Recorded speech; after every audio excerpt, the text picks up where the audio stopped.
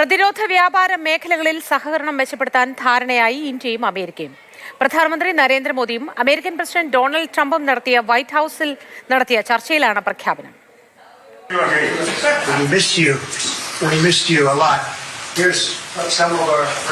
പരസ്പരം പുകഴ്ത്തി പതിവ് ഗൗരവമില്ലാതെ സൗഹൃദം പങ്കിട്ടൊരു കൂടിക്കാഴ്ച.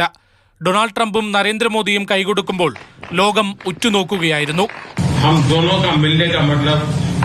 1+1 2 नहीं, 1 और 1 11 होता है और ये 11 की शक्ति वो ताकत विश्व के कल्याण के में काम आएगी.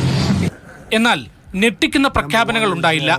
പ്രതിരോധ വ്യാപാര നയതന്ത്ര മേഖലകളിലെ സഹകരണമാണ് പ്രധാനം. ഇന്ത്യക്ക് അമേരിക്ക കൂടുതൽ ആയുധങ്ങൾ വിൽക്കും. F-35 യുദ്ധവിമാനങ്ങൾ നൽകാനും ധാരണയുണ്ട്. ഇന്ത്യയുമായി ചരിത്രത്തിലെ ഏറ്റവും വലിയ വ്യാപാര ഇടനാഴി ആരംഭിക്കും. അമേരിക്കയിൽ നിന്ന് കൂടുതൽ എണ്ണയും പ്രകൃതിവാതകവും വാങ്ങാനും തീരുമാനമായി.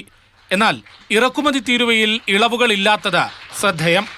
आज हमने द्विपक्षीय व्यापार को 2030 तक 2 गुना से भी अधिक बढ़ाकर $500 बिलियन तक पहुंचाने का लक्ष्य निर्धारित किया है.